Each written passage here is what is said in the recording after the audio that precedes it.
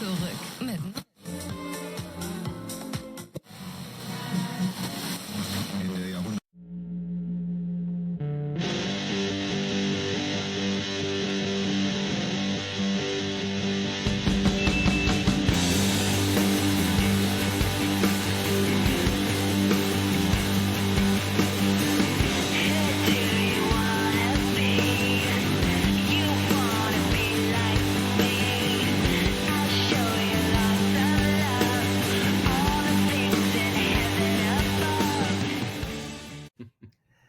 So the first couple of podcasts that I did, like I'm so bad at this, that like I just kept like bumping into like the mic.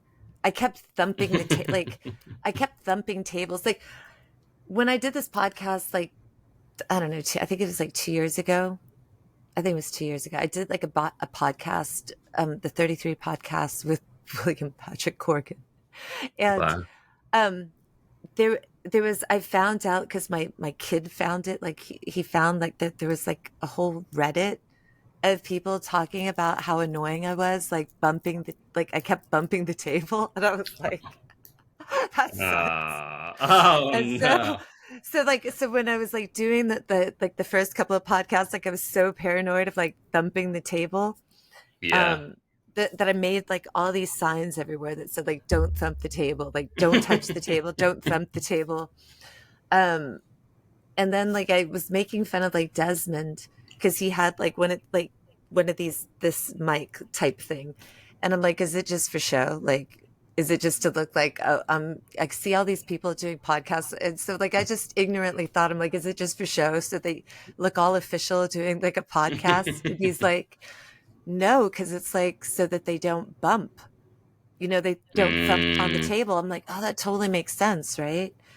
So then he had given it to me like a long time ago and told me to use it, but I ignored him. Like I just said, like I just didn't believe him, even though he's the audio guy. Like I didn't believe him. So then when he told me that, like I finally put this together. Then like my next thing became I kept bumping into the mic, like so then I made signs saying like no thumping, no bumping. No, Oh. but I'm getting better at it. Yeah. So Desmond's so he does all the audio stuff because I'm just terrible at the audio stuff. Initially, he was going to do the editing as well, but it turns out like I'm a control freak. And I mean, that makes sense if you know how you want it to be. It's like same with music, right? You don't want to hand it over to someone that maybe has a different vision from you.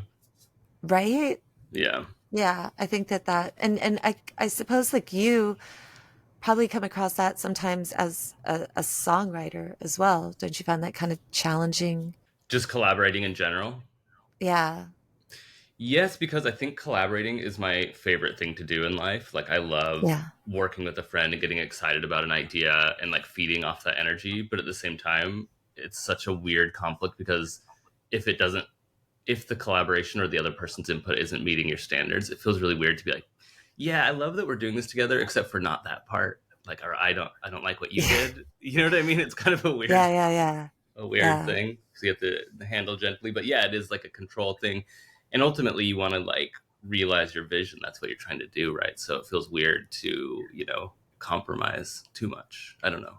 Yeah, I mean, I think I was that way. Like I remember like at school, like I think a lot of people like to be my partner because like whenever we had to like partner up for everything, because I literally just did everything myself. And they were just like, they didn't have to do anything. They just like, I just did it all. Because it's like, I'll do it faster. I'll do it right. I'll just do it all. Yeah, they're So, just slowing you down. so you and I have been friends, and I was thinking about this the other day for like 20 years. Wow. Yeah, that's crazy. Isn't that In my head, I thought crazy? you were going to say 10 years. I was like, yeah, 10 years. That's a long time. No, 20. No, because I remember it was around the time, um, I'm not going to age us, but I just remember, I just remember, I just remember when that was, and it was a long time. But I remember the first time I met you, and it was because you'd sent out, and it was like, and it's something I talked to with my last guest, Rab Allen from Las Vegas. We were talking about like the MySpace era and how like really actually there was really pro music because there was a way that so many artists that were like unknown, unsigned, really could get their music out. And that's how I heard your band. And something we talked about in my first podcast was like, I was telling people to listen to Sayonara Cupcake when it's like vanilla, like the beginning. And I feel like I've been with you since like kind of vanilla. Like when I think about like your first band and the first band, the first music I heard, um, was Mm. a song called Garbage Man. And I Oh loved yeah. that. I loved that song. That was like a really, really good song though. But you said, come on up to Orange County and you were playing a show and I was going to go visit my friend that lived in Orange County that day. So I said, yeah. And so I was remembering our first meet, like as soon as we hopped out of the car, like I just got to the end of the show. We didn't get there in time. You came out. The first thing you said wasn't like, hi. You're like, what? You looked at my friend. You said, wow, you look like a movie star.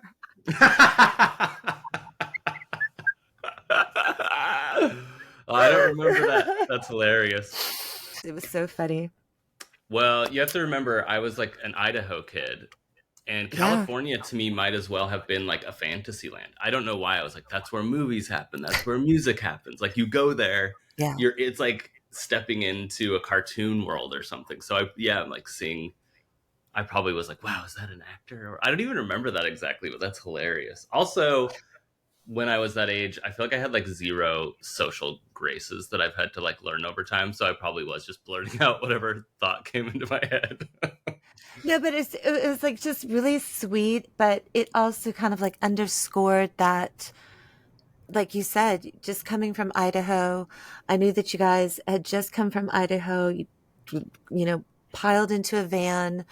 Um, and I think that I thought that that was really incredibly brave. I mean, Mm. you know, to do. Not a lot of people do that, you know, fully grown, just decide to up and leave. So, can you tell me about that? Specifically, like leaving Idaho.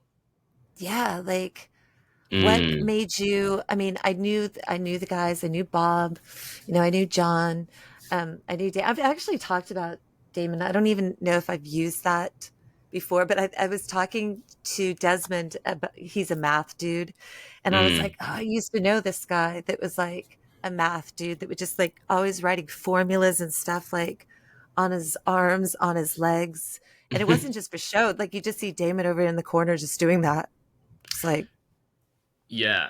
He always had a sheet up on his wall, also with formulas all over. It was kind of like a beautiful mind type stuff. And like nobody else could understand what any of it was. But he really is just yeah. on that wavelength all the time. He ended up going to, I can't remember at which, but an Ivy League school for theoretical physics. And he's like still doing That's physics to awesome. this day. Yeah. Yeah. We reconnected recently. He's great.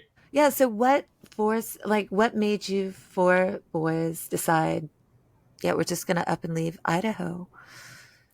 Okay, well, I mean, it's a lot of things. I think, like, for one, it was we had played music in high school together, and it was all of our passion, shared passion, you know. Um, we all went off to school for a little bit and then realized that we would rather still be doing music. And so, like, I felt directionless in school. I only went for one semester to university, and I was just like going through the motions and not happy about it. And then we had an opportunity to record a song for like a compilation, so we actually drove from Idaho to San Diego in an open top Jeep. Crazy, miserable experience in its own right, but also so romantic because we're just like, oh, we're doing it, you know? We recorded Yeah. that. We made friends with the studio owner, and he like wanted to manage us, I think, pretty quickly. And we had no experience like being in like the real world of music. This felt like, oh, we're like actually in touch with like people in the music industry. And we'd always just been like an Idaho band. Like you don't necessarily dream that these things are possible, that you could be like a real band, you know. We just thought like the ceiling was very low for our expectations. So now we're like in this scenario where we're like meeting people, and I think we all just like took a leap of faith and said like, let's come here because this is where things happen and opportunities, and we can meet other bands that we could potentially play with or learn from or whatever, you know.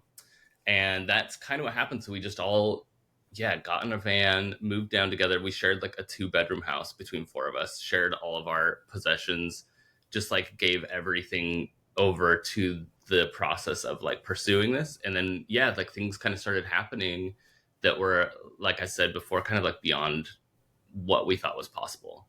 Meeting other bands, and then a band wants to take you on tour, and you're like, have imposter syndrome, like our like us, they're taking it, and then you start Yeah. to be like, wait, what? You kind of like start raising the ceiling a little bit at a time and being like, oh, well, maybe we should dream bigger than that. Like maybe we can be that band, or maybe we can actually be a good band.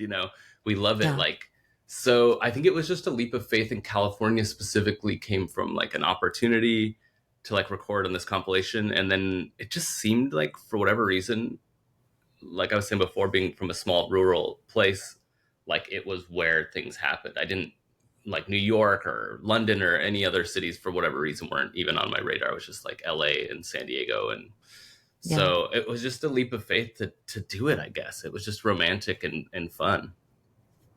And how did you and Jason Cup, who produced your first album, how Mm. did you guys meet? Okay, so back when we were like more abrasive rock and roll, we met at that studio I mentioned. We met Randy, who's actually my songwriting partner today. He was in a band called Finch, as you know. Like we hit it off with those guys, and then they were working with Jason Cup on pre-production with John. It was like John Bryan's studio or something, and Jason was like working with John Bryan, and then they introduced us. And like Randy, my best friend, was always hooking us up with industry people or like deals. Like he would like sneak us into like real studios and somehow get us a free deal, to like record at a real studio. So I think Jason just took us under his wing sort of, and kind of like mentored us forever, sort of on like Randy's recommendation. And I think it was just like a project he thought he could like um it was like we were joining forces on the ground floor of a project, and we were going to grow together, kind of thing, because he had some credits on records, but he was still like relatively new in his career. So it was like this thing that was it was just like a cool mutually beneficial thing. And like I think he maybe liked our spirit because we had like so much energy. We were like little fireballs at the time. And yeah, and Jason like is responsible for so much of what happened in my music career. Like, just like dominoes, like one thing leads to another, and he set so many Yeah. things in motion for me and for us. And it's so like I love Jason Cup. I'm eternally grateful to him. Yeah. And so you, at some point, the fall project, which was the four of you, Bob, Mm-hmm. John, Damon, and you, became nurses. Um, Mm-hmm. Bob and Damon had departed. Mm-hmm. And things started really taking off after that in terms of you guys hooked up with Dead Oceans, didn't you? Was that Mm-hmm. how long after the first album did that happen? I want to say the first record we released was in 2007, and then Dead Oceans we released a record in 2008. So it was like we were with Sargent House for that first record. We did it with Jason Cup, and then we parted ways, like you said, like changed the lineup of the band. I don't know how to say that. We parted with Bob and Damon, who were in the early version of Nurses. Then we were just touring around, and I don't know how Dead Oceans found us. Like just somehow on the internet. So within a year, we were on Dead Oceans, and then released Apple's Acre, which was like the first record that felt like things really started happening for Nurses. And I want to get the story right, but because I believe it happened in Chicago, and my memory could be wrong, but you guys were touring. You were possibly in Chicago. Maybe my memory is wrong. And all your stuff got stolen. All your instruments got stolen, correct? Yeah. Okay. This is another thing that felt like a romantic, like, we're artists. We're going to do this. We were in Southern California. We got really bored, and we were like, we need to make something happen. We moved in our van to Chicago, and we lived in our van, four people. It was crazy. So, like, yeah, all of our things got stolen, but that's not the only, like, some days we would just sleep in our van like we were on tour, but we were just like in Chicago. and people would like drive down the street with baseball bats, like breaking all the windows, but we're like sleeping in the van, and they're, you know what I mean, like while these things are Yeah. happening. Or like sometimes our rehearsal space was in this crazy neighborhood, and we would see, like one time I was sitting in the van by myself while two people were coming to break into the van. They were like putting gloves on, and I was like, oh shit, they're coming, like what do I do? So I like hit the light on my phone so they could see someone was in there. Like I don't want to get caught in the van while they're breaking in. But it was Yeah. constantly stuff like that for like 4 or 5 months we lived there in the van. Wow. Yeah, it was insane. But out of that, where a lot of people, I think, that would be really down, some people might give up. You guys decided to make music, like out of just whatever kind of things that you found, didn't you? Yeah, yeah, pretty much. I mean, we were really pushing so hard, especially that time in Chicago. Like, there were band dynamics that were difficult. It was, living in the van was difficult. I'm pretty sure we ate just like Panera bagels and coffee for 3 or 4 months, like the worst diet ever. It was very unhealthy, and but we just believed in what we were doing so much and wanted it so much that we were just like, it just still felt kind of romantic. Like I said, even like the suffering for some reason seemed like part of like being an artist.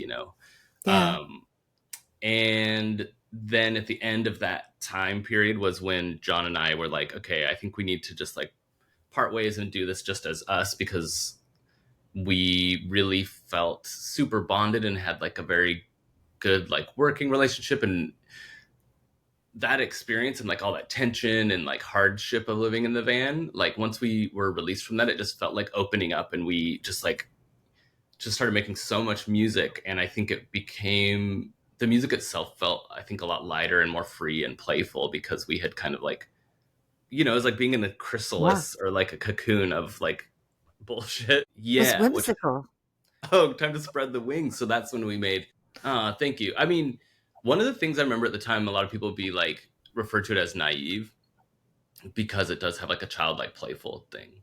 But in retrospect, I'm like, no, I mean, we were very aware of things. It's not like we were just like ignorant or naive. I think we just, like I said, were feeling so free and playful that it has that kind of like renewed sense of wonder. Like when you look at life like it's new again, and everything you're seeing for the first time, there's like that. Yeah. Yeah. I mean, I definitely got that. And it kind of felt to me like after everything and knowing everything that you had been going through personally as a band, um, and then to have that come out of it, it felt actually really kind of hopeful, like almost like a Mm, rebirth, which was mm-hmm, like really, really cool. And so mm, from Apples Acres, it goes into Dracula, mm-hmm. and that was a little bit different. And that was a little bit, It was. it just from Apples Acres, you know what I'm saying? And so like that was so cool, and Mm, I remember hearing it and going, whoa, because it just was such a different, it was such a departure, I suppose, from Apples Acres. thank you. Yeah. I mean, I kind of feel like we always did, like, each record felt like it was like 3 records later, like, and you Yeah. don't necessarily get to hear the steps that led there, because we were constantly trying to like reinvent and keep it feeling fresh. So it wasn't like, let's just take a hard turn to be for the sake of it. It was just like, um whatever was exciting to us at that time. Yeah. And yeah, it was kind of like a big departure.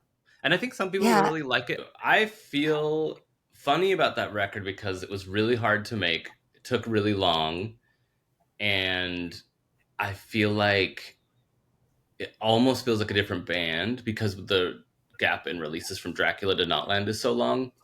And we self released it. So it didn't have like nearly as much exposure, or like, yeah, I have no idea like what the play count difference is, but I'm sure it just like didn't have nearly as much of a reach as the earlier records. So I don't know if I've ever heard somebody say that's their favorite record of Nurse's records, to be honest. Like this might be the first time. He's got, but it's also got a really cool video off of that album. Yes, I did all well, we would do it as a group, but then I feel like I was doing a lot of the video stuff. Yeah.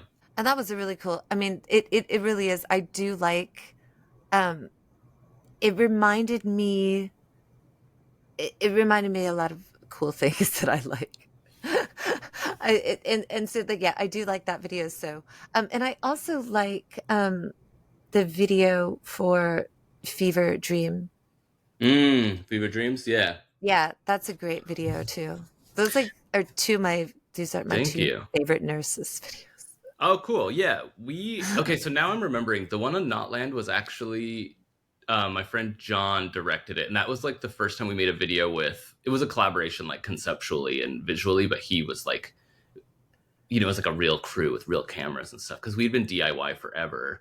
So everything Yeah. else we had always done like entirely the process ourselves. And this one was, so I just want to correct myself. I didn't make that video. I just collaborated on some of the visuals and stuff. So, I think that's one of the cool things I like about nurses, though, is that it's not just like music that you're getting, that so much of your music is tied to art visually as well, which is mm, I really think is cool. How did you get into that? I think like it's a very similar feeling creatively, and I think like I've been such a music lover my whole life, and I didn't realize that like I do love music, but I love any kind of art and I love creating generally. So like to make something out of necessity, maybe we didn't have a budget, or we did have a budget but we would use it to like live instead of like pay somebody, so we would Yeah. just make things kind of out of necessity, and then through that process being like, oh, I actually really love doing this. And it was a similar discovery as doing music. Like, I'm not a pro, I didn't go to film school, but it's fun to do something without the expectations Yeah. um, of like having to be amazing at it. And with music, like because it's what I devoted my life to, you're like, oh, I have to reach the standard, it has to be amazing. And then doing a different artistic medium, it's kind of more fun and free in certain ways because I'm not like holding myself to the same standard of like, this is what I do. And I love Yeah. that feeling. So it's fun to just kind of like, and make visuals, and at Yeah. the time, like when I first started, it was just like psychedelic imagery or whatever. And then I think I've like grown and progressed, and I still make like a lot of videos now. And yeah, it's just like a love for making things, I guess. Yeah. I think if you look, if people go back and look, and I'll probably find it, and like, I don't know if you were aware of this, but like every time I do a podcast, I have like, there's this other kind of like website page where I let people go down the rabbit hole, and like I'll throw stuff that we talk about on this podcast, and I'll throw some like nurses videos up so people Mm, can go down the rabbit hole. But um a lot of the initial reviews when Fever Dreams came out, I remember a lot of people mentioning how cool the video was because it was aesthetically like super super cool. Um mm. and how like was it like just something that you saw in your head, or was it just kind of like last minute, like because I think I mean I still think it's cool. Like I think that one's so cool. Mm. What kind of gave you Yeah. the inspiration on that one? This is so in the memory bank. I have to kind of like bring myself back a little bit.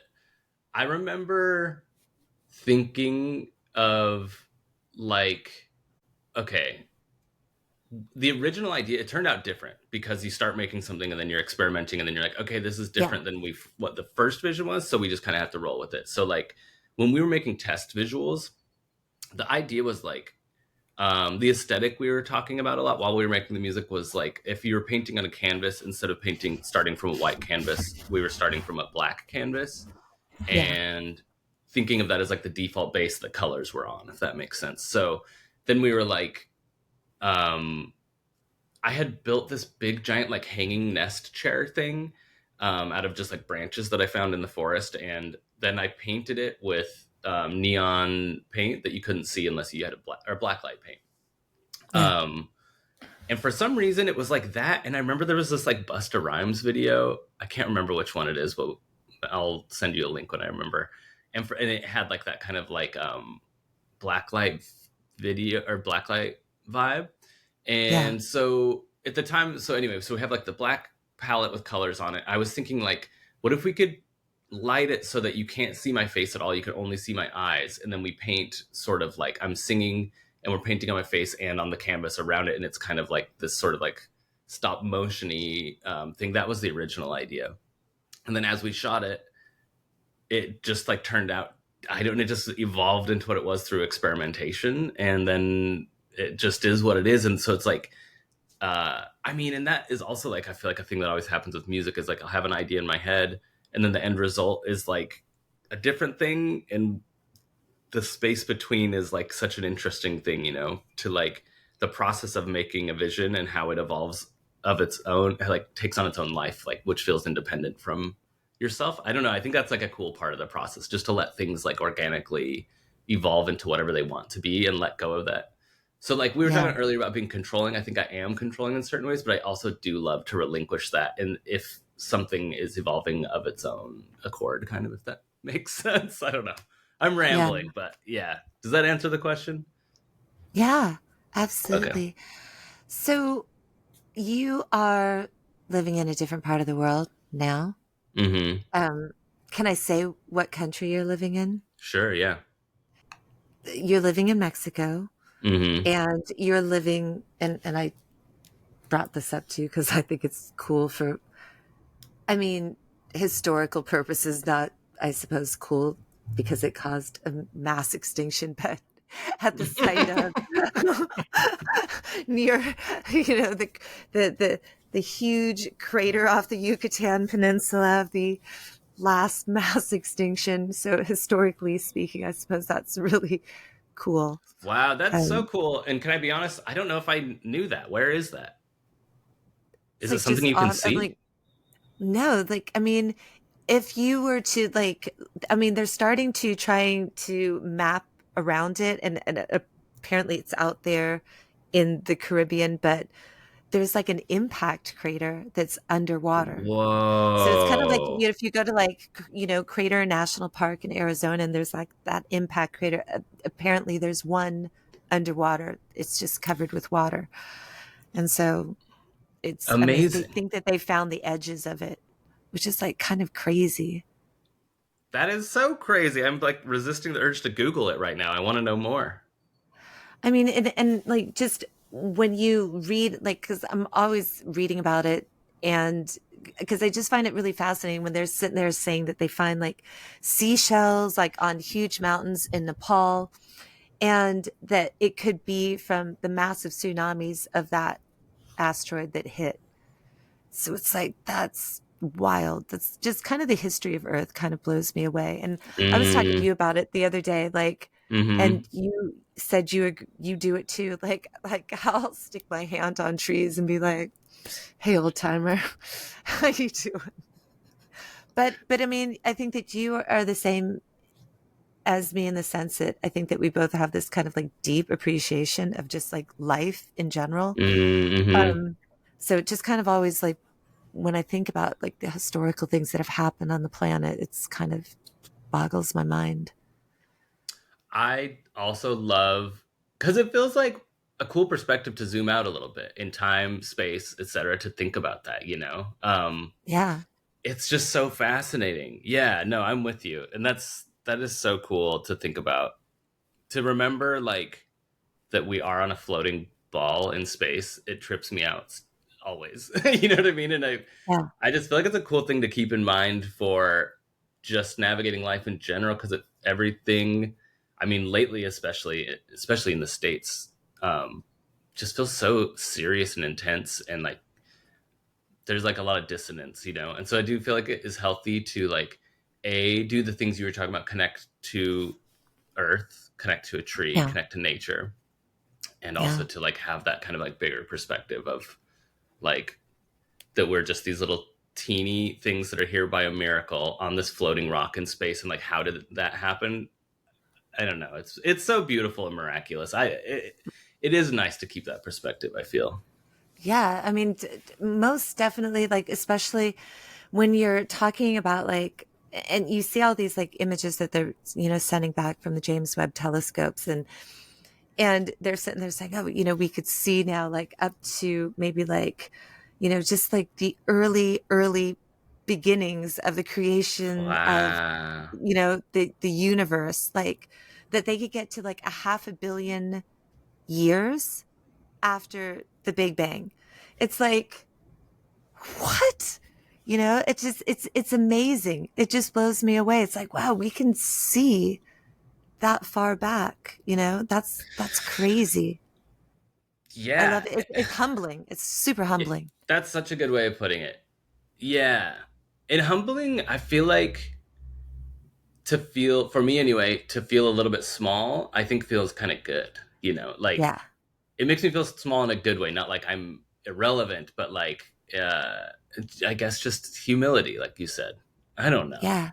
It is so cool. Go on though. I want to hear more. I want to hear your thoughts on this. No, like no, it's just like, like I always like find myself like even if I'm sitting in traffic, and I think that people like the other day I was like sitting in traffic, we were totally stuck in traffic, and it was like a gorgeous morning, and it's monsoon season, so there's like some dramatic clouds in the sky. Mm, There's like birds, and I saw like birds take a shelter, and then I saw like a couple of cranes. I remember I was just like looking out the window, like I just had the window down. I was like looking out the window, like at the birds, and then I started seeing like other people looking up, like, what's she looking at? Like, what's going on? Right. Like they thought it was mm, something. And I mean, it was something, but not probably mm. what they thought it was, but it was just like, look at the cranes. Like the cranes are so cool. There's all these cranes flying over us. Yeah. Like Ah. I kind of get stoked on that kind of stuff. Yeah. I feel like this is making me so sentimental. I almost feel emotional. But yeah, like there's like a difference. I know what you mean because sometimes I'm like, I'm walking around, maybe I'm looking at the sidewalk or something, and I'm just like in my head thinking about something or puzzling through something. And then you stop and you're like, oh my God. Just like looking around, specifically like the sky for me as well, and clouds. And sometimes you see the moon and the sun are both out at the same time. But like you're Yeah. saying, it's not an event necessarily, but it's just like sometimes it really just smacks me in the face. Like how gorgeous it is. Like Yeah. always. You know what I Yeah. mean? It is, Yeah. yeah. And here, like, I think living in Portland for so long, there's this weird feeling. I always feel like because it's gray so many months out of the year, I always felt there was like it was like living in a basement apartment where the roof is like right over your head because the sky, like you can't see blue sky for months. Yeah. And being where I am now, it makes me feel like the sky is so huge and massive, and the clouds are massive, and it is just yeah, it's just inspiring and beautiful to I don't know. I think just to remember that and to stay in touch with that. Yeah. You need to go to a sunrise soon though. I know. How pathetic that I I think haven't I done it think I think it, I yet. think it's I think it's gonna I think especially for you it's gonna kind of be one of those like really deep experiences, because I mean it Yeah. was for me. Like I saw my first sunrise like in Thailand on in a town called Hua Hin, because my whole life I was just used to sunsets, Hmm. being from California. And I mean, literally watching the sunrise, and it was like the most perfect first sunrise I could ever kind of imagine, because I was on Mm. this beach in Thailand, and it was like so quiet, Mm. and the sun hadn't come up yet, but it was like it's starting to get light, right? And I just see like these three monks in these saffron colored robes walking, and the wind is like blowing their robes, and they're just walking in the sand towards the Mm. temple that's on this peninsula of this beach. And then the sun rose. And then it was just like this Wow. crazy light show of just, I mean, it was humbling, humbling. Mm. I mean, there's no other word. I mean, it's just like you just realize how tiny and small and massive, and it's like so cool. But even now, like every morning, like I just stop and just stare at the sky every morning, because Yeah. Hell yeah. it's always different, right? It's like, Yes. especially in monsoon season, it's always different. What is monsoon season like there? Is it just heavy rains or what is that like? Yeah, so um it's crazy, like a couple of weeks ago it hailed at my house, and people are like, "What? It hailed in Bangkok?" I'm like, "Yeah, it hailed, and it was like 100 degrees that day." And Whoa. what ended up happening, and like I couldn't believe that it happened. It was really scary. Like it happened to be a really windy afternoon, like super super windy. everything was falling down. Um, it was like tornado type wind, but and it lasted just for like a couple of minutes. So like I got in my car, I drove home, and when I got to my street, like I saw like everybody's like plants in front of their houses had like fallen over, and so all the neighbors were already outside. Everybody was talking because there's like all these old people on my street. So obviously old people are like, "Oh wow, that's like the strongest wind I've ever seen." And however, and as we're all out there and we're helping everybody, it sounded like somebody grabbed a whole bunch of marbles and just like threw it over our houses. And a lot of people had like Wow. metal roofs, and it just came down one sound, not like pop, pop, pop, just like one sound of like crashing. And we all ducked. And um, then we weren't sure, and we lived next to a train station. So we thought, was there an explosion? Like, what was that? And then we looked down, there was like ice, and it was it was hard to like it just all came down at one shot. Like it didn't rain down, it just one shot. So then the next day at the library, I looked it all up, and it turns out that it was a microburst. And what ended up happening was that the crazy wind pushed the rain up into the high parts of the cloud. It froze Whoa. the rainwater, and then that crazy wind pushed the ice down like in one fell swoop before it had a Whoa. chance to melt, because it was so hot. Before it had a chance to melt, it pushed it down. Whoa. And we just got like across this little area of our house, or this town, we just got like a just a thrust of hail. It was crazy. And that's so cool, That is wild. right? It's like Wow. this like Yeah. chemistry, it's like chemistry like gone Yeah. crazy. So that kind of stuff Wow. is like awesome. Now you are now immersed in like some of the pictures that you have, just like crazy wildlife. How's that feel?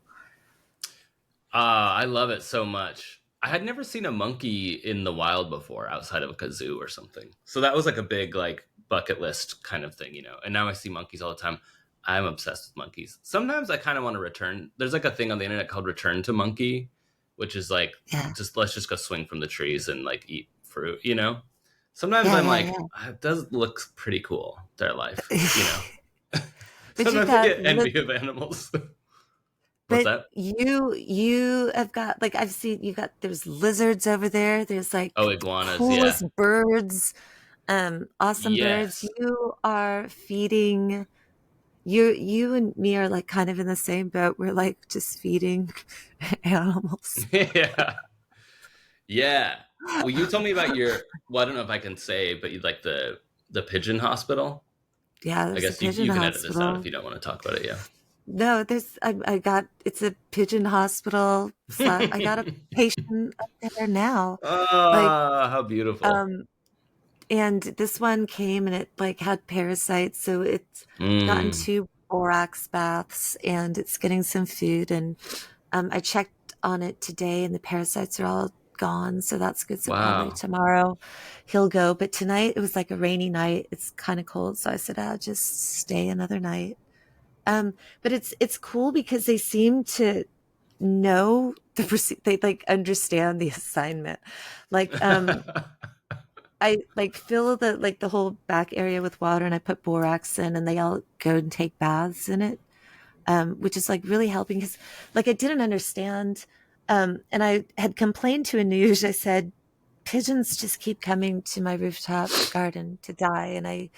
And I'm and I'm okay Mm, if they want assistance, that's fine. Just like shelter, like not assistance in dying, but like a safe place to die. Cause like if I saw a weak bird or an injured bird, I would put them away just so like um they didn't get like eaten alive, like when they're weak mm, by like, mm, a predator.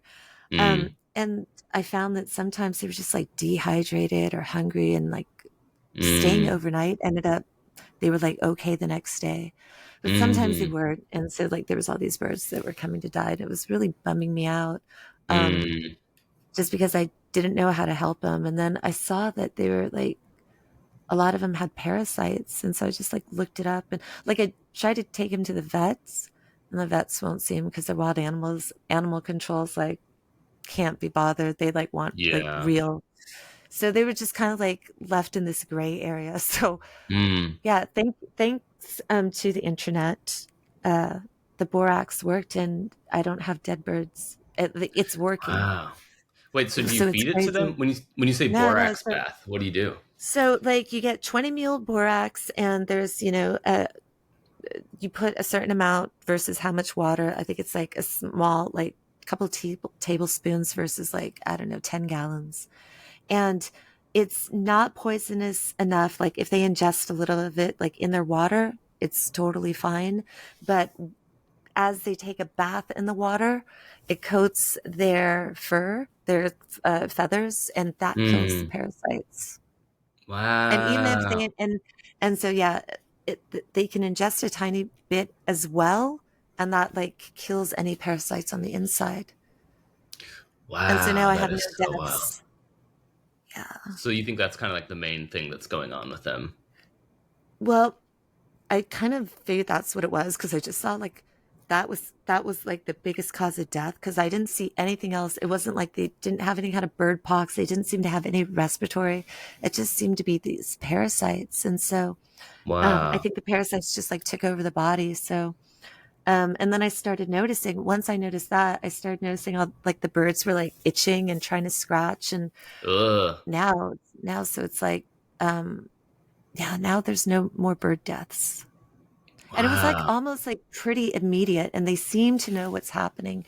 And I think that it's from like their wherever they roost at night. I think that's where they're getting it from. I don't know where they Wow. roost. It's not in Interesting. trees. I have no idea where they go at night.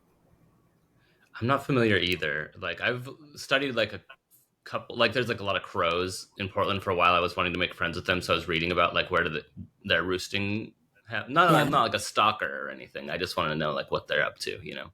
And they would all Yeah. like fly to like one central building. Certain seasons, like in Yeah. the cold months, they have like a building they all flock to, and then they like go back and spread out. But I honestly I have no idea with like pigeons and doves and things. Yeah, because in the daytime, like I'm next to a sky train, and so they hang out underneath where it's covered and sheltered, but they don't stay there at night. So it's like really, I have no idea where they go. Interesting. But they turn up on my roof in the morning, and they're totally down like to take a bath in the morning. So like I go up in the morning and I turn on the water so that they can have like a big bath. I change the water in the big giant, tubs up there so they have fresh water Mm, and there's no wow. spread of disease. So I yeah, I'm love that just like there's like the bird lady. I I love that there's like a word of mouth campaign going on the birds know to come see you if they need a sabbatical or a borax bath. I was just telling Anuj that, and this is crazy because I just told Anuj this the other day because he's always like he always wants to hear like what's happening with the animals, what's going on, tell me. And I said this bird, like a pigeon landed on my head, first time in my life ever. Like it, Wow. it came like it flew in front of me and it like hovered for a second, and I thought it was going to do the reverse thrust, which usually is what happens, like oh human reverse thrust, but then it like hovered and then landed on my head, and I like waited for a second to see like was that intentional, and it like didn't move, so like I grabbed it. I'm like, are you okay? you know Wow. and he looked just like hungry, so that was Mm. that. But did I tell you about the I've got like two crows that You I do? can summon. Yeah, two. They're not mine, like I summon them. Yes. I That's exactly summon what I them. want. Yes. Okay, but tell me more. How did you become friends with them and how do you summon? Okay, so I think they're actually ravens. So it started Wow. like before Christmas. Like I saw that there was like a mother raven, and she had her baby, and the baby was almost like full size, but it just kept following her and bugging her for food. And so like I had some food and I gave it, like I threw it over to them, and they were like very appreciative. So the next day I did the same thing, and then did the same thing, and then I started just calling them like a crazy person, like, and I Yeah. knew that all the people, like everybody I knew, they just thought I was crazy, and I just go Yeah. caw caw. But Why now, not? and it was so funny because I had my mother with me the other day and I was like, do you want to see Edgar and Annabelle come? She's like, let's see it. And I did it and they came like from flying from like far away. And sometimes Wow. I had like a motorcycle taxi take me like a kilometer away the other day and I called Edgar like as the motorcycle taxi was driving and he followed me like all the way and the motorcycle taxi guy was like, that's incredible. I'm like, yeah, he does this a Wow. lot. He like follows me around. So they're That is because so they're free sick. birds. Yeah. Wait, and I So have to that's really ask. cool. I have to ask, is Edgar Allan named after Edgar Allan Poe? Quote the Yeah. Raven. Yes, he got named after Edgar Allan Poe and Okay. Annabelle is obviously Annabelle Lee, his famous poem. Oh, So, I don't but know that. I don't know Annabelle's that the one. mom. Yeah. Ah, So yeah, so I think that I feel like I'm building an army of birds. that's the way. That's amazing. And I'm curious, like in general, if it's similar there to here, like are there just lots of street animals that are like kind of semi-feral, semi-domestic, or what is it No, it's like? weird. Like, I would say like 30 years ago, there's like tons of street dogs everywhere. Okay. I mean, you couldn't, but then sadly, and this is horrible, there were people coming in from neighboring countries where there was poverty and they were, Uh, you know, taking, wow, taking dang. street dogs. Um, Mm, And now that doesn't happen so much anymore. There's a lot of great programs out there, Soy Dog Foundation, that are spaying and neutering, street dogs and that's stuff. awesome. So that's helped a lot.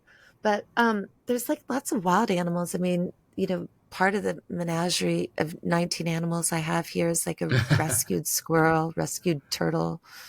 I got a Yes. toad. Yes. It's just like a zoo here. That's amazing. And they all live at the house, in your house, near the Yeah. house?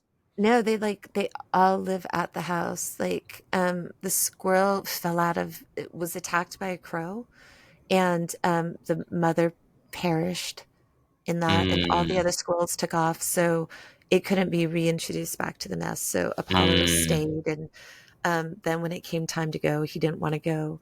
Um, the turtle, I found the turtle in the garden and it had been attacked by a monitor lizard. So it had mm, major puncture marks and didn't want to go back in the water, but it can't, this type of water, it's a semi-aquatic, it can't eat out of water because it doesn't have saliva. So I had to get it to not fear the water anymore so that it mm. could eat. And so now we've had him for like 2 years and he lives a great life. He has a giant pond. In the daytime, he's outside in the pond, and at nighttime, he doesn't like to be outside. So he comes in at night. Aw, that's so So, cute. so there's that. And um, yeah, Wow. so like there's a minor bird. We have a minor bird that Oh, fell from the sick. sky train. Those The are sky so train. cool. Yeah, the minor bird's really cool because she fell from the sky train and her mom and dad they were following her, but she couldn't fly. So she was just gonna get eaten. There's a lot of feral cats around here. So I said, Yeah, okay, okay. I put her in a cage, but mom and dad had access to her. So they came and fed her every day, but they were like novice parents. So they were like bringing her like a broken rubber band and giving it to her like it was a worm. I'm like, that's not a worm. So Oh no. like every time like mom and dad left to go like look for food, like I had like a syringe and I gave her like pureed like like fruits and stuff. Mm, So when it came wow. time to release her, like Mina she just like flew up to the trees and then she flew back to me. And so now she's just like she just hangs out and she just likes being around. She likes like watching my son game. Like she sits Mm, on his headphones and just like watches whoa. him game. Um and she like if she sees anybody with a cell phone, she'll like go and tap your mobile phone because she wants you to turn on YouTube. And she just like wants to watch like David Wow. Attenborough videos. Like I just turned on like David Attenborough videos. That's Crazy. it. And yeah, and she just started talking on it. Like she talks on her own. Like I didn't teach her. She just started talking one day. She just calls me like mom. And so Wow. it's like really sweet. But she says it in like Thai and it's like so sweet. And if I ignore her, it gets more stern, which is Interesting. kind of just like super interesting. So I'm pretty sure is it Mina birds? Mina? Is that how you Yeah, say it? Myna birds. Yeah, Okay. she's an Indian Myna. I feel like it's this bird that I'm thinking of that somebody made, basically just like kept it in their apartment, and it learned all of the like apartment sounds because I think it can replicate like any sound, right? Like, Yeah. so it was making like printer sounds and telephone sounds, and like it's perfect replications of sound. It's so so cool. I always thought like Do it you would rem- also be really cool to use in a musical setting, like if you taught it like musical parts, or if it learned, to sample them and use them in music. I Yeah. don't know. What There's were you like a gonna say? lot of like parrots on like YouTube and stuff that are like sing songs. And I was going to That's ask you if you awesome. remembered. You probably don't remember, but I had that African gray Kenya, and Kenya used to do all the car alarm sounds of my next door neighbor's car alarm. And he Whoa. would always like run out like outside to go turn off his car alarm. And it was just always the Oh, because it parrot. heard the bird. Wait. And then you just hear Uh, you just hear him like profanity across the fence because he's like wow, that's amazing.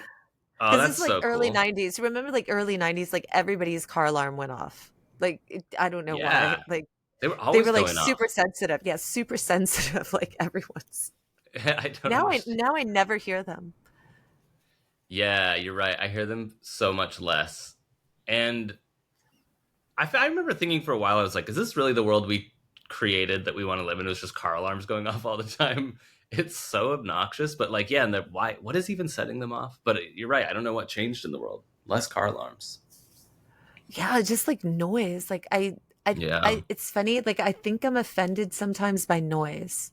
yeah, me Like too too. much noise like offends me. Me too. It's annoying. Like it's funny. Like sometimes I'll like my son comes in the bedroom and I'm just like sitting on the couch, and it's like quiet. He's like, "Are you okay?" I'm like, "Yeah." He's like, "Are you sure?" And I'm like, "Yeah." It's like kind of like the reverse of like suicidal tendencies Mm, song, institutionalized. Like the mom sitting there saying, "Are you okay?" He's like, "Yeah, just give mm, me a Pepsi." But it's like the reverse. He's like, "Are you okay?" I'm like, "Yeah, I'm totally fine." He's like, "But it's quiet." I'm like, "Yeah." mm. And he's like, "Are you Wow. sad?" I'm like, "No." And he's like, "Why are you sitting in the quiet?" I'm like, "Just because I'm just enjoying it." Wow. You're like one of 10 people not scrolling on your phone in that moment in the entire planet. Yeah, I like it. I've talked about this with Desmond, my audio guy, producer, intern person. Um, I'm the hardest person to get a hold of on the planet because like I never have my phone on me, and I don't turn on any notifications, and I don't Yeah. even turn on Same. vibrate. Same. There's no vibrate. And Yeah. it's kind of like, and people say like, well, how do you answer a call? I'm like, if I just happen to look at it at that moment that a call comes in, Same. it's your lucky day. Yeah. No, I'm exactly the That's same. And really it. people get mad too cuz I'm like, I don't Yeah, know. yeah, Like I don't want to be yeah, dinged all day. Like it drives me crazy. So I have no sounds on. Just recently I yeah, put like the notification where like the badge or whatever comes down, but even for the longest time I didn't have that. yeah. It's just for peace of mind. Like it just drives me crazy to have the phone ringing or notifications. Yeah, can't do it. Yeah, like I had to actually put like as like the little note that you could leave on things like my notifications are always off. Just because Mm, I don't want people to think like, "Oh, I sent it to her and she's not reading it." Like, "Oh, is she yeah, mad at me?" It's yeah, like yeah, yeah. that you're like I'm like I'm worried of offending somebody. I'm like there's like I have to tell people I'm like I don't answer anybody's like it could take like 2 weeks for me to Yes. answer like 2 weeks and then it's like Uh, oh wow that's like their dog died. I'm like oh my god I'm an asshole friend right like I'm so sorry but it's just for peace of mind. I think it's so much better, to be honest. But I have to Yeah, admit that, like, in my this is like a little bit of a boomer thing for me because I have my phone on do not disturb, but now it's on do not disturb like all the time. And I'm Yeah. like, this is how I feel like a boomer. Like, can you open this PDF for me? Because now I'm like, I don't know how to make it not on do not disturb. So my phone will just never ring again, apparently, because I can't. I don't Yeah. know. I don't know what I'm doing, but it's better this way. I think, yeah, like people who it's like constantly vibrating and stuff, like I would go insane in one day. There are people that get upset not having their phone on them. Yeah. Like, I've seen people like have to turn in a phone to go into an event or something, and they're like, I need, they're like panicking. They're like, I need my phone. Yeah. It's like, no, you don't. You just chill and just Yeah. go It's enjoy okay. life. Wow. It's Well, gonna be fine. I held off I on was in, I was in a, smartphones. Oh, sorry, I go was on. in a room with somebody one time when it was like Earth Day and they turned off like the air conditioning. And I watched a person like have a total meltdown. Like they're like, we need to open some windows. Like we need to get some air. I'm like, there's like oxygen still when the AC goes off, right? Like there's total oxygen, but they were having a meltdown. It's like crazy. Um, Wow. I think, yeah, it's just unplug. Unplug. I need to unplug more, to be honest. Like, I tried to not have a smartphone as long as I could in modern life, and then I gave in. And I won't lie, like, I don't do notifications, but I'm pretty thoroughly addicted to my phone. And I feel like whoever, like it's clearly they're consciously making it addictive, right? That's why the people are like having like withdrawal symptoms when they have to turn it in because they're like, oh no, my dopamine fix or what. I don't know what it is, Yeah. but there's something about it, right? But Yeah, but I don't think that it's necessarily bad. I think it really depends like on what is the content that you yeah, choose. that's It's true. like when I go like I posted this thing the other day like cuz I was like and I talk about this with Desmond like I don't add in on my personal Instagram, which is really the only social media I really use. I don't add more than like 200 people. And like, if I'm gonna let somebody, if I'm gonna befriend somebody, I have to call somebody. And it's like, and, It's like a full and it's club, yeah, yeah. It's like, one in, one out. it's totally like that. And sometimes it's like, and Desmond was asking me, he's like, how do you choose? And he's like, and I'm like, there's some people that it's usually if it's somebody that I don't talk to often, but there's actually a lot of people that I don't talk to at all but and because they don't use it, but I love just seeing their name, so I'll never call them. Like I have like some Mm, BFFs. I'm like, oh, I'm just happy to see their name, or like mm. my mom's best friend who's like so old, but I'm like, I don't want to break an old lady's heart, so she's Aw. gonna stay there. But Yeah. yeah, but it's usually like, yeah, like I don't you yeah. I don't want to talk too much about the criteria of what it is.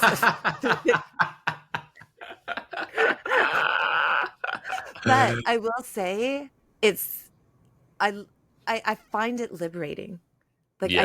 I don't mind to say that I actually like it when it's time to call somebody because it kind of makes me look at like, well, Mm.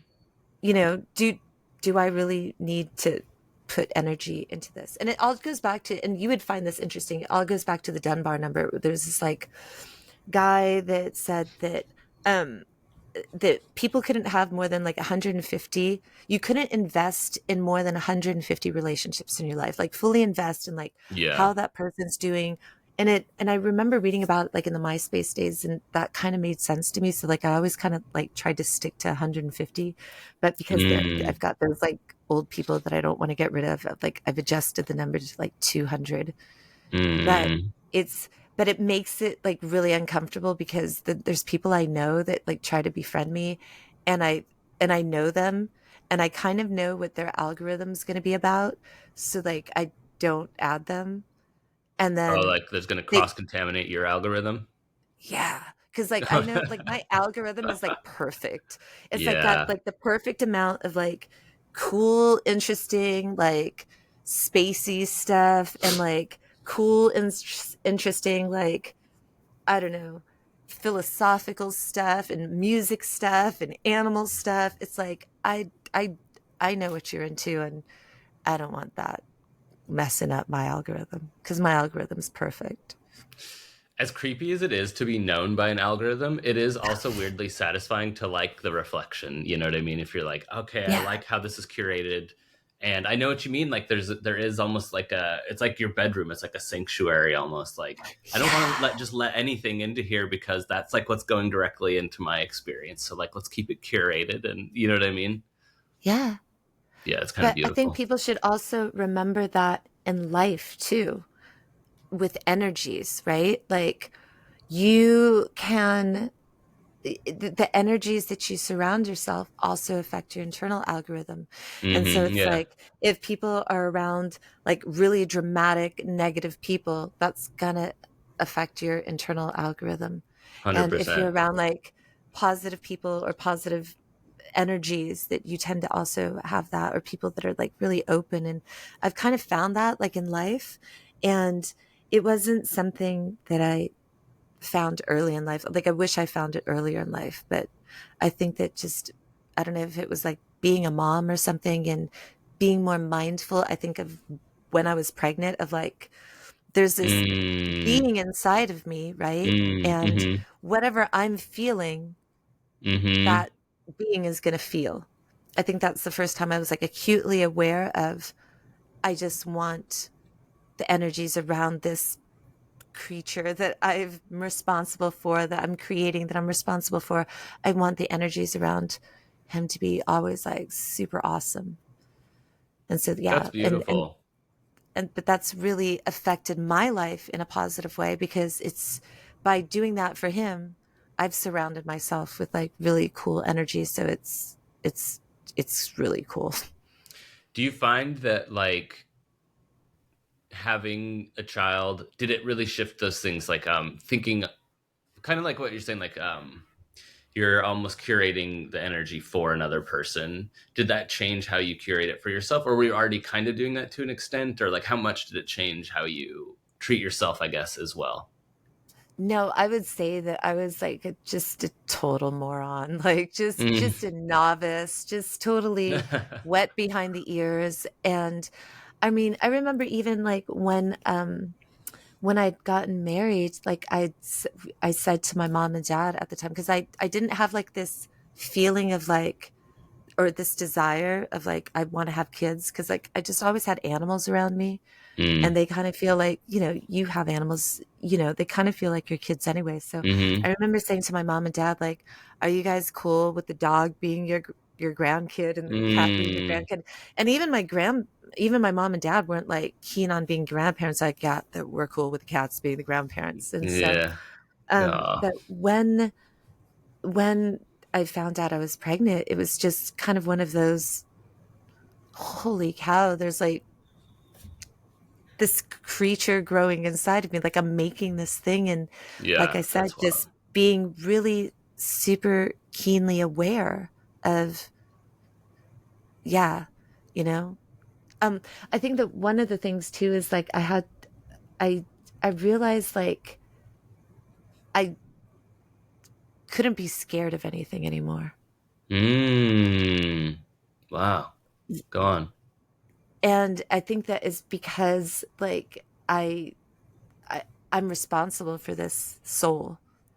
And Mm. so like it was like no matter what is going to come at me, I'm responsible for this soul, so I'm going to figure it out. And so Mm. that kind of fear went away. That's cool. And it's and it's also in kind of thinking of like what kind of a role model, because this person is going to be around me and they're going to look at me just like Yeah. any kind of like an animal is like learns from its siblings or whatever. This human is going to learn from me and look at me. So what kind of example do I want to set? Do I want to be a strong person? Do I want to be a person that's like stressed Mm. out, or do I want to be a person that says, okay, we can figure this out, and if we don't win today, we'll try again tomorrow. um Mm. because it's like I remember seeing this video of an otter.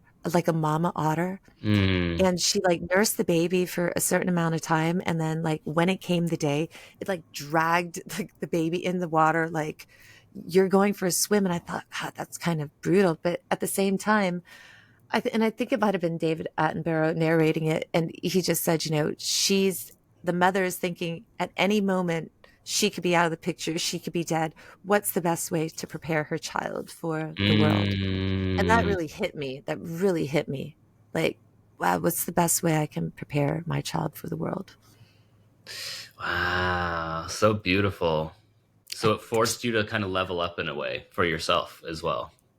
yeah, yeah, definitely. I mean, I'm constantly learning. I mean, I tell him the story. I think the first day that I brought him back from the hospital, everybody was asleep, but it was like 4 in the morning. He was crying. Um, I, there was a crib in the bedroom. I put him in the crib for a second and he cried, and I couldn't get him to stop crying. And like I said, everyone was asleep. And I remember I sat him on my lap and I said to him, like, I don't know what I'm doing. This is like my first go at being Wow. a Yeah. mom. And I said, I know this is your first go at being like a kid. So like, Mm. let's just work on this together. And like I just kind of held him and I like laid back and he fell asleep. And he fell asleep for like 10 hours and he never woke up. And then like the Wow. next night he fell asleep like that. And the next night, and he was like one of those babies that slept the whole night through. But Wow. but only on my chest. Crazy. That's amazing. So and it was crazy because like, obviously there's always going to be people that want to give you advice whether you asked for it or not. So there's people Yeah. like, you can't sleep with a child, and it was like you could get sudden infant death syndrome. I'm like, you could get that by putting a kid in a crib. Like I was Yeah. super, super cautious. But and I was also telling people, I'm like, most people, I mean, there's like 8 billion people in the world. How many people in the world having children do you think can afford cribs? Yeah. How do you think the majority of people sleep in the world? Like a lot of people sleep the whole family on the floor in a bed. It's like, who's to say? So I just did what felt right. And I think in the long run, he just grew up like super, super secure. That's beautiful. Yeah. I feel like you guys have like a very obviously special bond and connection, you know? Yeah, like it's cool. Like like we probably laugh at least once a day to the point where we're crying. And I think Ah, wow. that's rad. Like I think that that's That's really one cool. of the best parts of our relationship. It's like yeah, like once a day, hands down. Wow. Like on a good day, like probably twice, where we're like on the floor, we are laughing so hard, like that we can't breathe. Ah. So I know that he's a big music fan. Does he have any interest in, does he play music or is he interested in that at all? Or is he more like, what is he So into? like, yeah, like so he wanted to play guitar. I bought him a guitar. He wanted to play drums. And then he really loved drums. And he played drums for a while. And then he got into sports. And so he got kind of out of that. But I Mm, think he's like, like he just asked me the other day, like to put the drums back up again. cool. So, it's like, it'll like, it'll come and go. I just wanted like Yeah. all the instruments around because I Yeah. always had instruments around, and I think that that's just like if you want to be creative, be creative. Yeah. And like when I first was playing music, I loved music, but it was also a chore to practice music, you know? And then like, it wasn't until I reached a certain age where it kind of became like self driven motivation, you know, like I want to write music, I want to like do this. And before that, it Yeah, was like, this is fun, but it's also like, yeah, I think when you're growing up, you have multiple interests and you're kind of like exploring more. So it's like, I feel like very few people are really just like mono focused unless they're like forced to be, you know what I mean, by parents or yeah, they're a prodigy or something. yeah, But like, I don't know. Cause I was like, where I grew up culturally, it wasn't as black and white like you're either a jock or an artist or a weirdo or a stoner or whatever. Like everything kind of yeah, blended together. So like I played sports and was like a weird musician or something. Do you know what I mean? And I don't know how it is for kids today or where you live if that's that way, but like, do you know what I'm saying? How kind of like you have to like pick a lane and like be the most jock person or the most artist person, or I don't know. Do you feel that It's for kids these days?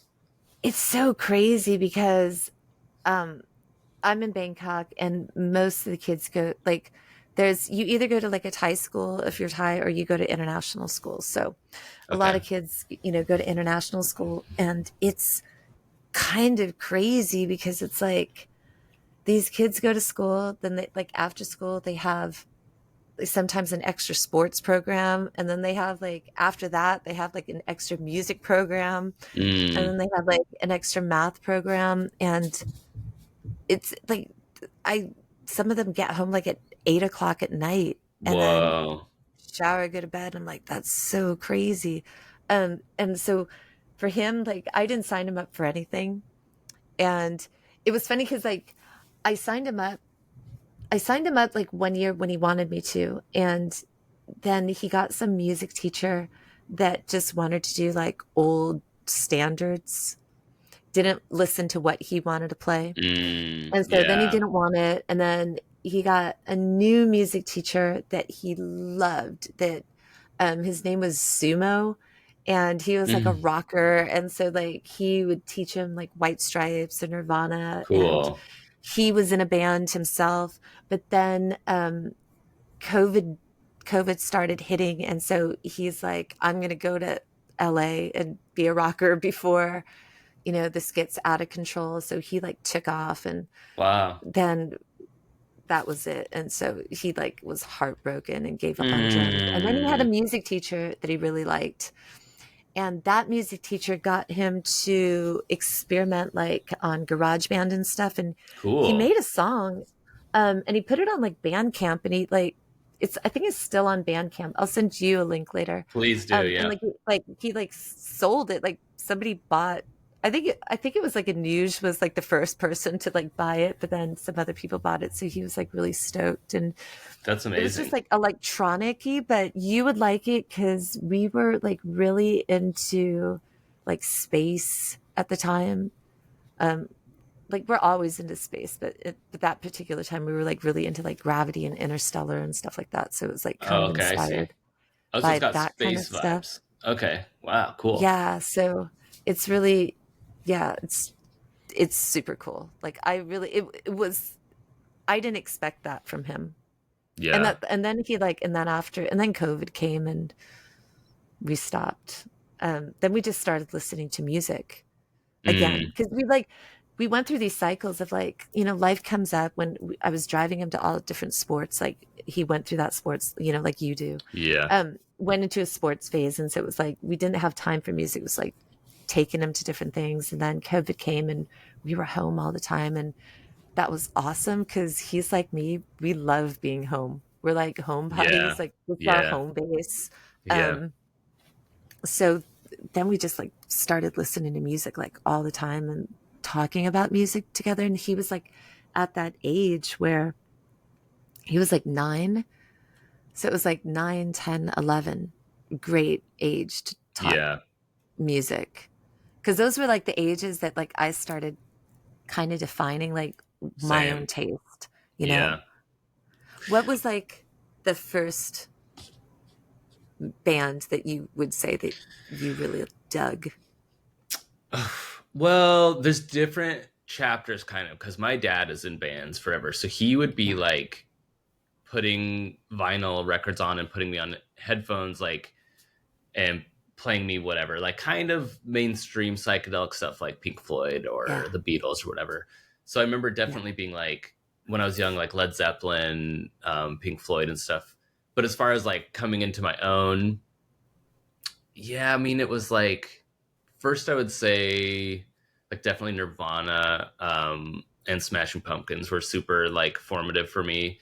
And then beyond that, I feel like when it started getting into like one of the first bands where I was like, damn, this is so cool and like this makes me want to be a musician, I would say was, I mean, I was already writing songs, but it made me want to like do it, was like Modest Mouse was a big one for Yeah. me. And that was one of those records like Moon and Antarctica where I had to listen to it like 3 or 4 times before it like really clicked. And I was like, oh, this is so weird and cool. And like, it felt like it was from another planet, and being from a suburban, like small town place, that's what I wanted, is like, show me something that just feels like I'm leaving here, or like exploring the world, or like seeing something new. So like bands like that, and then like Radiohead, those were like the first few handful of bands that were like kind of experimental but still like not too crazy, that really made me like want to like do music, you know what I mean? How about you? What was your around that age? Um, Cure, Depeche Mode, Oh like hell were yeah. the two that like really that they were the game changers. Like before then, Yeah. like I really loved Billy Idol, I really loved Duran Duran, I loved Culture Club. But then Mm. when I heard Depeche Mode, and it was the first Depeche Mode song I heard was Never Let Me Down. And I just never really heard anything like that before. And then um, I got the Kiss Me, Kiss Me, Kiss Me album by The Cure, and I just remember just like playing that and just laying on my Mm. bed and just playing that and just thinking, wow, this is the world we live in. That's so cool. One of the things that I love about um, our friendship too is that because you've introduced me to a lot of music over the years, um, that it like just as you were saying, you introduced me actually to Modest Mouse. Like I hadn't listened to Modest Mouse before you. You introduced me to Mars Volta. You introduced me to Blood Brothers.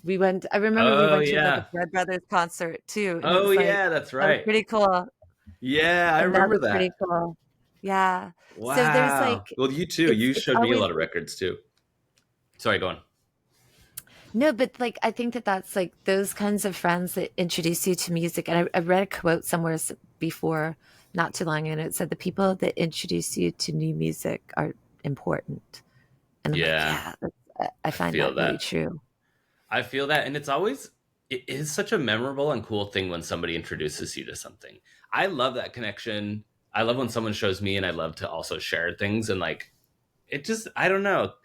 I feel like I share so much because I've always just loved that. Like having a big brother growing up that would show me records, or like I remember you introduced me to a whole bunch of bands that like I don't think I'd ever heard the Pixies before. And I'm pretty sure you introduced me to the Pixies. And bands that are not like even that obscure, but just because of how I grew up, I just never came across them or whatever. I love it. I have to say, this is like a plug for how I discover music now.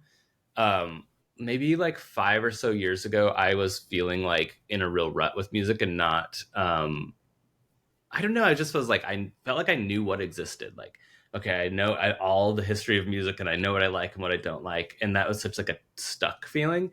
And then Yeah. I started listening to this like internet radio show site called NTS. I don't know if you're familiar, but it's just mixes. They like have live radio, and then they archive all the mixes and stuff. And Yeah. it's basically all genres, but all curated really well. And I find so much new music from there that I feel like every day that I listen to something, I'm like finding a new artist. And so that's been like a huge in my like modern life. And maybe it's lazy because I'm not digging as much for music. I'm just like letting these mixes kind of wash over me. But Yeah. if you don't know it, I highly recommend it. There's so much good music on that site. I Yeah. remember I remember like when I knew you too, like you didn't even have you hadn't had a vinyl. I remember that we went to like a vinyl. I think I took you to like Lose Records, and we were all hanging out like at Lose Records, and you said, I don't have a vinyl record. And I was like, what? And I remember like I remember the two vinyl records I got that day. You probably don't remember them. I I might. do Let's remember try. them. They're two, I think that they're, I don't know if you have them still. One was Big Black, I remember. Yep. I know it. Still have it. and the other was Husker-Du's Zen Arcade. Still have, but didn't remember that was from that day. But I definitely remember the Big Black record for 100%. Yeah, Steve Albini just passed, which is like Oh, that's every now right. and then it just hits me, and it's Yeah. weird to think of a world without him in it. Yeah. I There's know. so many great albums that I love that he produced. Like it's just crazy. Yeah. Do you have any other favorites, or what stands out to you when you think of him? Um, he he produced a band, like one of my favorite bands, and it's a band that not a lot of people have heard from. It's called Souls from Not familiar. Sweden, and it's fronted by just this incredibly talented woman named Cecilia Norland, and she's got like a lot. She's like got a ton of other bands. Monkey Strikes is another one of her bands, and I love that band. But um, he produced one of her some of her stuff, and I found that really good. um, I remember the first time I heard Big Black though, and I think I like told you, which is why the album I originally wanted to get you was Pig Pile, because Pig Pile was my introduction into Big Black, and I remember seeing this like VHS of it, and they did this song. The first song I saw was a song called Dead Billy, and I mean he's like this tiny little skinny nerdy looking guy, big thick glasses. The guitar was like strapped to his waist, and then they played this music and I was like mesmerized, like, Mm, whoa, this is crazy.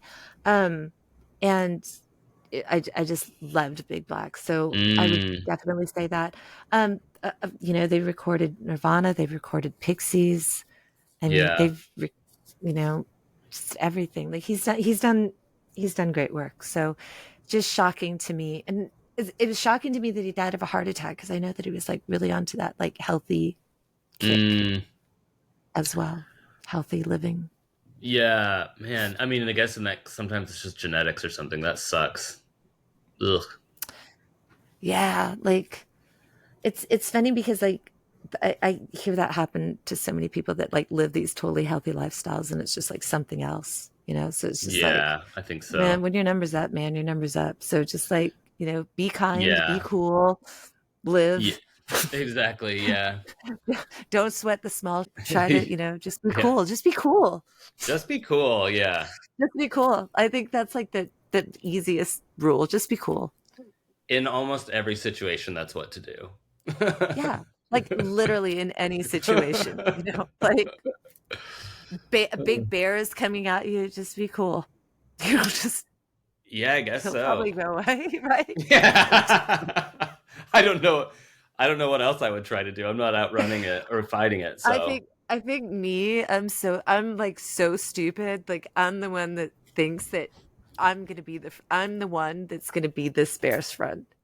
And I then I would die probably getting try mauled. Yeah, befriending. Yeah. Well, that's like always gonna be me. Grizzly Man, whatever that movie, he like had a pretty high success rate before he got eaten. He did make some friends, you know. So it Right? can be done, I guess. Yeah. I was just talking to somebody about that. I'm like, about ways that people go, and it's like, yeah, like that guy, he was probably like really happy. Like that's the way that he I think went, I think so too. Cuz you he was know? happy about like any interaction even when he found like bear poop and stuff. He was like, it's from the Yeah. bear. So I think getting eaten, he probably was like, ouch, but But cool. yeah, that's just legendary now. Yeah, totally. I have one music thing I wanted to touch on with you, Okay. but I have to like, what is the band name? It was a band that we used to kind of like. I don't want to be mean about, but we. Is it Hugo Largo? Yes. Okay. At the time, I don't know if you know all the story because so I we. have the see I found I think I told you I found I have no idea how, where it came from. I found it here in my house in Bangkok, and I remember I found it, and I said, "Aaron," that's what I said, like out loud. Oh, that's like one of those stories that people. We had this urban legend in our house growing up that like we had a Ouija board, and like anytime someone would try to throw it away, it would magically like reappear on the shelf or something. I feel like for you, the Hugo Largo CD is just it just is haunting you, and it'll always be with you no matter what you do. But wait, How did you even discover? Like I don't even know. Like I just remember being in the middle of it, but I don't remember like how it came about. But then I just remember you would sing the songs like just to reenact the album. And it was just like, oh my God. Well, there's that one, specifically the one The that Turtles. Turtle Could Be a Rock song. The And so turtle. the lyrics are amazing in that whole song. And so, okay, John, my bestie, who's in the band, his dad was doing like, let's take you guys to school, listen to this Brian Eno record, listen to this Beach Boys record, listen to this Hugo Largo. It was like a lot of classics and then that one. So we were like, okay, we got to give this one a try. And then for some reason it just seemed really funny to us because that song. And then but like here's the part of the story I don't know if we've talked about or not. Maybe we have, forgive me if we have. But like, have I told you about the whole thing where he has a friend with the same first and last name as me, so he kept tagging me on Facebook? The That singer is or so like one of great. the members of that band. Yeah. There's like a Yeah. different musician named Aaron Chapman. So he was tagging me all the time and I was like, what? Like at first I thought he was tagging me. He knew me from my music. And I was like, whoa, what a crazy like turn of events. And then I was like, oh no, he just thinks I'm somebody else. And so it happened all the time. I'd be like, sorry, man, wrong Aaron again, over and over and over. But then, and then the most updated chapter is like, I started seeing him around and in person in Portland. And I was like, it was one of those things where you're like, I know that person from somewhere, but how? And you can't place them. And then later you're like, oh Yeah. my God, it's that guy. So anyway, Yeah. just like such a trippy history, like just like the CD is haunting you. I feel like that band is somehow always in my life forever. And I still love it. And I still show that song to people because it's, I feel like I don't want to be mean. I'm not I'm trying to gonna talk put it up shit. on your rabbit hole page. I'm Please I'm put the gonna put it on video. the rabbit. Yeah, I'm gonna put the video on the rabbit hole page because I this I just can't there's some reason like I always like tell my friends like when stuff happens in life, I'm like, just look for the lessons. Like there's obviously some reason, right? So there's obviously some reason the universe wants you and this man to be connected. I don't know why. I It don't it know hasn't either. unveiled it hasn't unveiled its mysteries completely, but it's just, someday it might. There I might hope just be so. some reason. I hope this is the beginning of I the story and there's more chapters, like what's next? right? Like this is gonna be like part of your canon, you know? Wow. Yeah. Well, maybe we'll become best friends at some point and then it'll just be the weird origin story. That's so crazy. I love that Um you knew. I love that you knew. You had it ready. You go.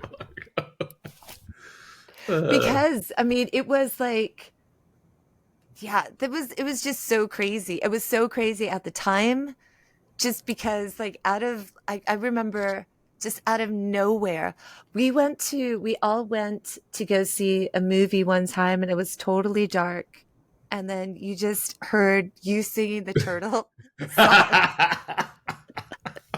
in the dark.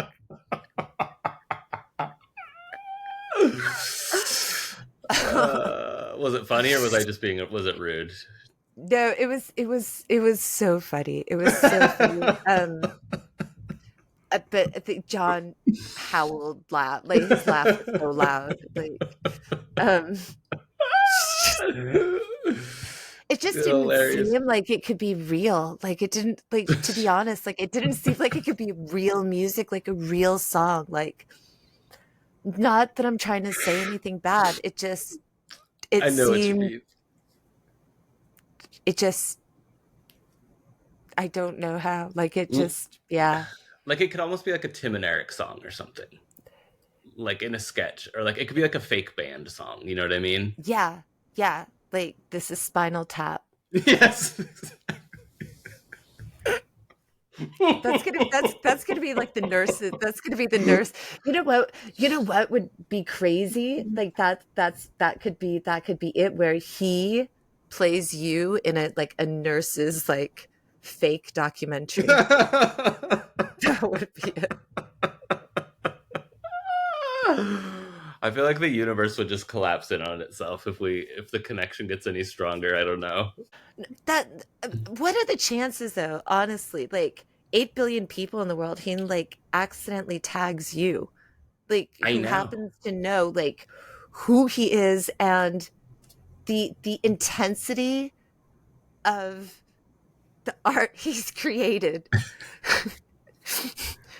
Cuz it's intense. Super intense.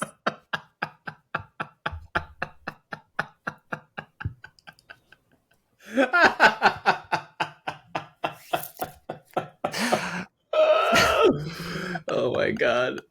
That is such a funny word to choose. Oh, now I have to listen to that song after this conversation at full blast.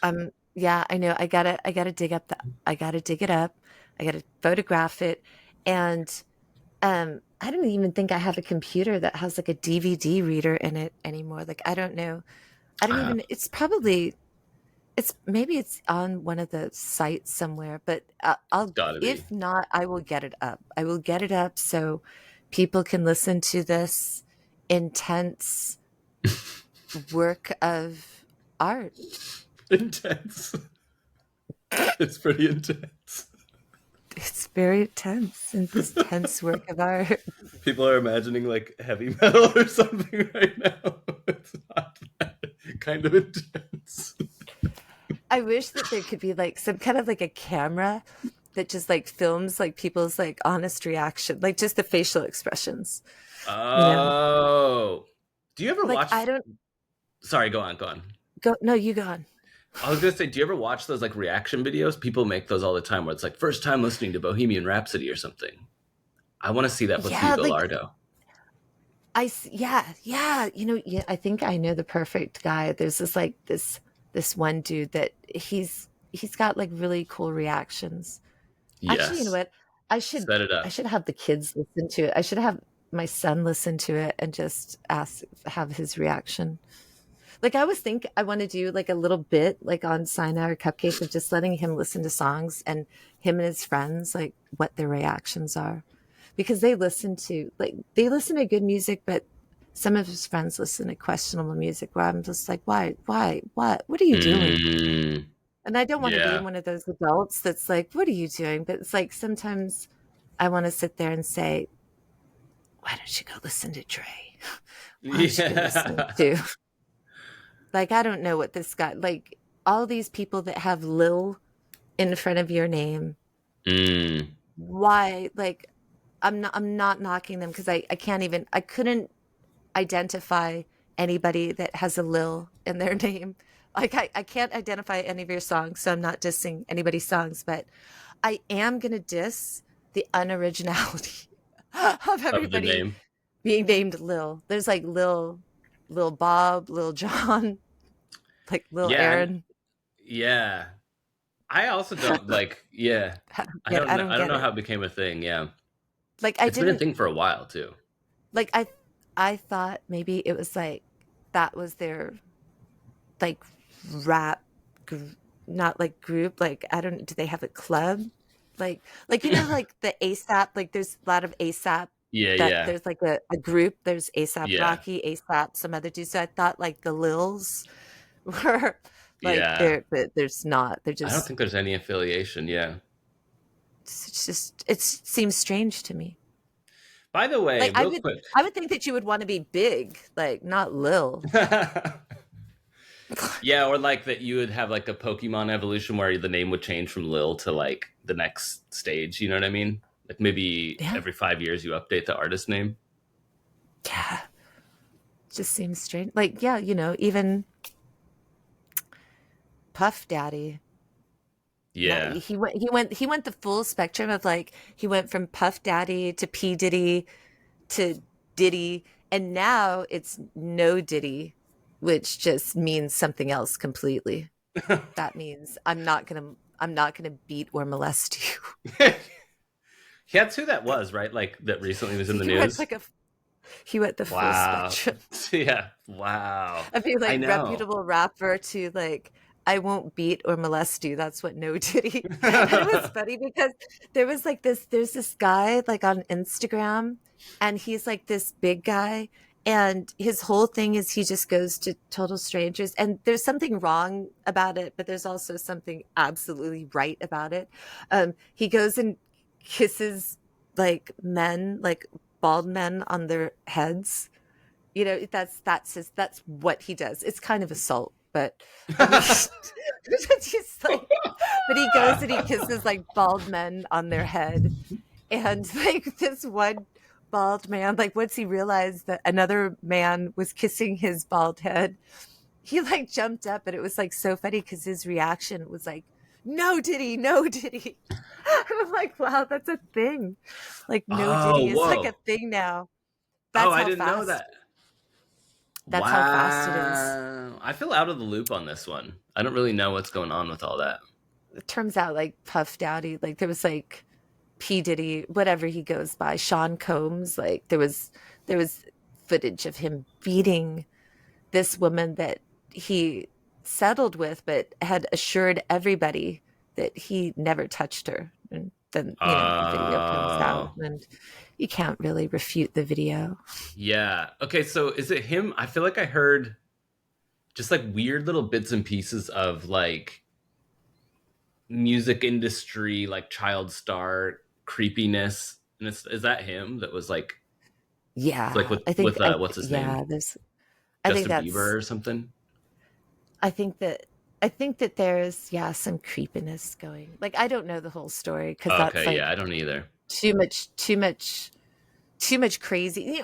And plus, you don't really like the video that was going around. Like, that's kind of irrefutable evidence, Yeah. right? But like Yeah. all the other stuff, like you never know. Like that's all hearsay, right? Like Yeah. I don't follow all that stuff because, like, who, you don't know. So what's Yeah, the that's point? fair. It's just Yeah, yeah, yeah. speculation, right? I try to Um, not keep up with celebrities in general either, but it's weird when even when you're not trying how you kind of just gather little bits of these things, you know? yeah, like sometimes sometimes it's hard not to form an opinion, like even though I don't want to get involved, or I don't want to really put too much energy into it, but like sometimes you hear stuff and it's like, how did you not like like I remember there was a bunch of people saying a lot of stuff about like Marilyn Manson, right? And they were Yeah. just like, he was not a nice boy, basically. And it was like, did did you not kind of see that? Like, did you look at him and think he was like a super nice boy? Like, Yeah. he's Yeah. like, you knew he wasn't going to be like a church boy. Yeah. Like he might, like you could go so far as that, right? Yeah. Like it's surprising to me that, sometimes people are like, oh, I was shocked and surprised. Like, really? Yeah. Really? Yeah. So, but I'm so stoked that you came on and did Yeah, this. thank you. It's fun to Like I reconnect. wasn't sure if it was going to happen. Yeah, Like just because we're on like totally, we're literally on the opposite side of the world. You're 12 yeah. hours behind me. Like exactly 12 Okay. hours behind me. So you're exactly on the other side of the world from me. Wow. Crazy. I didn't know that. 12 So hours. yeah, it's like it's midnight It's here. late So for it's you. like noontime Damn. there.